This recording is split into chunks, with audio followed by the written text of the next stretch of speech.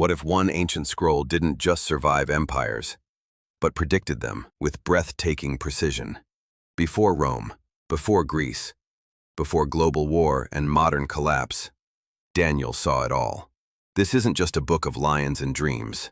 It's a divine blueprint for human history, etched in visions, beasts, fire, and thrones. So the real question is this: if Daniel's prophecies came true, what does that mean for the world we're living in now? Let's find out. The scroll that shaped empires. Empires rise and fall. Kings come and go. But one ancient scroll laid out the timeline long before it happened. The book of Daniel doesn't just tell a story. It draws the blueprint of world history, etched in visions, beasts, fire, and thrones. There are books in the Bible that comfort. There are books that challenge. But the book of Daniel does something rare.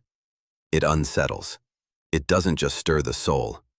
It opens your eyes to a divine view of history, one where the kingdoms of men are but flickers in the furnace of God's sovereignty.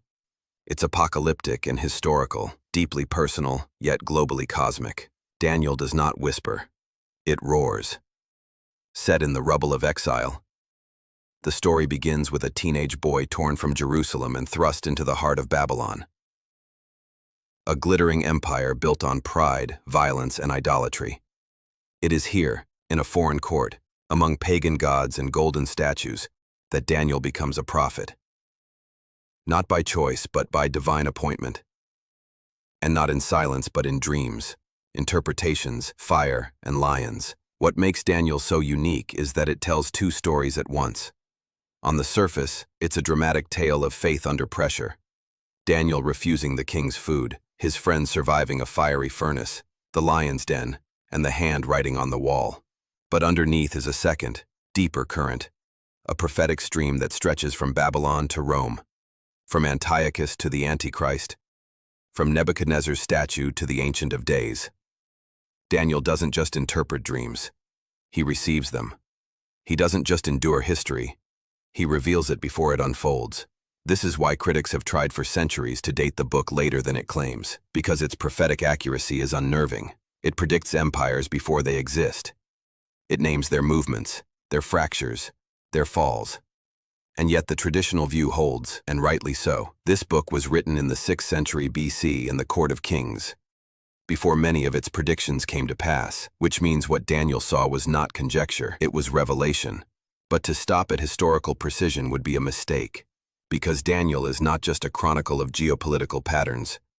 It is a window into the war behind the curtain. Angelic beings, territorial spirits, time-limited kingdoms and eternal thrones. This book shatters our illusion of control and reminds us that heaven is not passive. God is not reacting to history. He is directing it. And yet, Daniel is also painfully human. It shows a man who prayed when it could cost him his life, a man who mourned over visions he could barely understand, a man who stood unshaken when kings trembled. Daniel doesn't just inspire courage, it embodies it. In an age where compromise is easy and conviction is rare, Daniel shows us what it looks like to belong to a higher kingdom while living in the middle of a broken one. This book has never been more relevant, because we, too, live in the shadow of empires. We live in a digital Babylon, where truth is fluid, faith is marginalized, and power is worshipped. And like Daniel, we are called to live distinct, to eat differently, speak differently, pray differently. But even more than that, we are called to see differently. To see that the chaos around us is not the final word. That there is a throne above every throne. That stone not cut by human hands is already growing. That history is not spiraling out of control, it's being fulfilled. So let us approach Daniel with reverence and wonder, not as a puzzle to decode, but as a voice to awaken us. A voice that says, yes, the beasts are real, the empires are brutal, the trials are fiery, but the king is coming, and the Son of Man is already on the move. This is not just prophecy, it is poetry on fire, a call to courage, a promise of kingdoms that will fall, and one that will never end. Daniel doesn't give us all the answers, but it does give us perspective. And in a world hungry for meaning, that is more than enough. Thrones, beasts, and the unshakable kingdom. These weren't vague visions. They were blueprints. clear, terrifying, and precise. Daniel didn't just see the future, he saw the throne behind it. From the fire to the beasts, from the statue to the Son of Man. Every image in Daniel carries the weight of history and the whisper of eternity. At first glance, the book of Daniel appears to be split into two halves, narrative in the front, prophecy in the back. Chapters 1 to 6 are familiar stories, almost cinematic. A fiery furnace, a lion's den, a king's madness. Chapters 7 to 12 take a sharp turn into dreams, beasts, timelines, and angelic warfare. But the deeper you go, the more you realize these are not two different books. They are two ways of saying the same thing. God rules, and his kingdom cannot be shaken. One of the most central themes in Daniel is God's absolute sovereignty. This is no passive deity on a distant throne. This is a God who gives and takes kingdoms, who humbles emperors with madness, who reveals mysteries and silences the proud. When Nebuchadnezzar dreams of a towering statue made of gold, silver, bronze, iron, and clay, Daniel doesn't just interpret it, he announces that God has shown the king what will happen in the days to come. One kingdom will rise after another, each declining in strength and unity, until a final kingdom, a stone not cut by human hands, will crush them all and grow into a mountain that fills the earth. That stone is not just symbolic, it is messianic. Daniel is describing, hundreds of years in advance, the rise and fall of Babylon, Medo-Persia, Greece, Rome, and the arrival of a kingdom not built by men, but by the hand of God. This is why Daniel is often called the backbone of biblical prophecy. What Revelation paints in cosmic color, Daniel sketches with historical precision. It is one of the reasons this book is relentlessly attacked by critics, because it predicts world history with too much accuracy to ignore. But Daniel isn't just a book of timelines and empires. It's a book about faithful presence in godless systems. It shows us that God's people don't need to escape Babylon to be faithful. They need to be distinct within it. When Daniel refuses the king's food, it's not just about diet, it's about loyalty. When his friends refuse to bow, it's not stubbornness, it's worship. Daniel models a kind of faith we desperately need today, one that can navigate power without being consumed by it. Another central theme is apocalyptic vision, not apocalypse in the Hollywood sense of fireballs and destruction, but in the biblical sense, unveiling. In Daniel, heaven is not silent. It speaks through visions, dreams, and visitations. And what is unveiled is not chaos, but choreography. A divine plan unfolding, even through the madness of tyrants and the terror of beasts. In chapter 7, Daniel sees 4 beasts rising from the sea, terrifying and symbolic of the empires of man. But then, the scene shifts. Thrones are set in place. The Ancient of Days takes his seat. Fire flows from his throne. Books are opened, and one like a son of man approaches, riding the clouds, and is given dominion that will never pass away. This is the turning point of the entire book. Empires are brutal, but they are temporary. Beasts rage, but they are judged. The Son of Man, Jesus, long before he took on flesh, is revealed as the eternal King. And from this vision, all the other prophecies gain context. The little horn in Daniel 8, the 70 weeks in Daniel 9, the king of the north and south in chapters 10 and 11. These are not random puzzles. They are windows into the great clash between God's purposes and the systems of man. And finally, Daniel is a book about faith under pressure. Every chapter is filled with tension, not just geopolitical but personal. Can you remain faithful when faith is illegal, when prayer is dangerous, when dreams disturb your soul? When visions leave you breathless? Daniel does. And through him, God shows us that the future does not belong to the violent, the proud, or the powerful, but to those who stand in the fire and refuse to bow. The message is clear.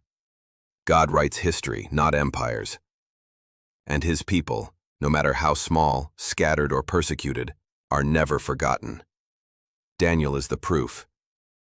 His life bridges kings and centuries. His visions reach beyond time. And through it all, a whisper becomes a roar. the Most High rules in the kingdom of men, and he gives it to whom he will. Visions that shape the future. These visions weren't hallucinations. They were coded messages from the throne room, blending symbol and sovereignty, prophecy and poetry. To understand Daniel, you must step beyond time, because what he saw wasn't just future, it was pattern. The beasts, the horns, the fire, they still speak. The symbols in Daniel aren't just illustrations, they're revelations. From the statue of empires to the beasts from the sea, from fire-flowing thrones to angelic messengers delayed by dark forces, Daniel's visions form a tapestry of cosmic tension and prophetic precision. But to see it, we must read slowly. Not with modern eyes looking for headlines, but with spiritual eyes attuned to patterns. Take Nebuchadnezzar's dream in Daniel 2, a colossal statue, head of gold, chest of silver, belly of bronze, legs of iron, and feet mixed with iron and clay. A stone, cut without human hands, strikes the feet and shatters the entire image. It's more than a dream. It's a timeline. Babylon, Medo-Persia, Greece, Rome, each one successively inferior in glory, but stronger in dominance. And the feet, the final mixture, fractured and unstable, are crushed by a stone from heaven, an image of God's kingdom breaking into human history. This isn't just theology, it's prophetic accuracy. History confirms the rise and fall of these empires in exactly this order. Babylon fell to Persia, Persia to Greece.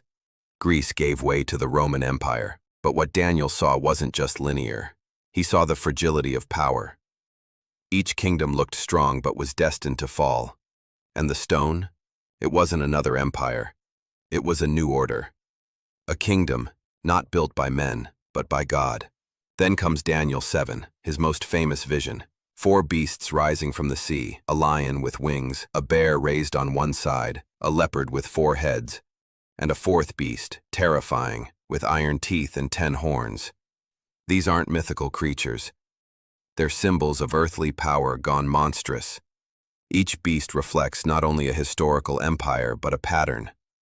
When humanity seizes control without submission to God, it becomes beast-like. Power detached from heaven mutates into brutality. But the vision doesn't end in horror. In the midst of the chaos, thrones are set in place. The Ancient of Days sits. His throne is aflame with fire. Books are opened. Judgment begins. And then, one like a son of man, coming with the clouds of heaven, he approaches the throne and is given glory, authority, and a kingdom that will never pass away. Living faithfully in the shadow of empires. The visions may be ancient, but the empires are still with us.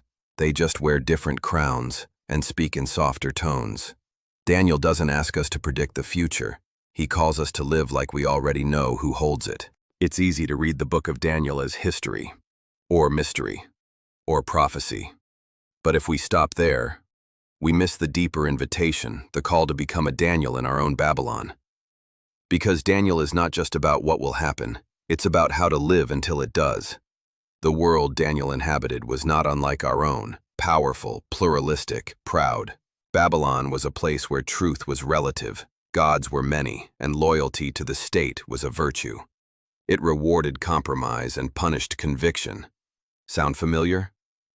We live in a digital Babylon, where identity is fluid, image is currency, and those who speak truth are labeled narrow, outdated, or dangerous. And yet, Daniel didn't flee from Babylon. He lived in it, he served in it, but he never belonged to it. From the moment he refused the king's food, Daniel declared, "I will live here, but I will not be formed here." That one act of defiance wasn't about menu choices. It was about allegiance. It was a declaration that his identity, even in exile, belonged to the God of Israel. This is the kind of faith we are called to. Distinct, not disengaged. Daniel didn't isolate. He influenced.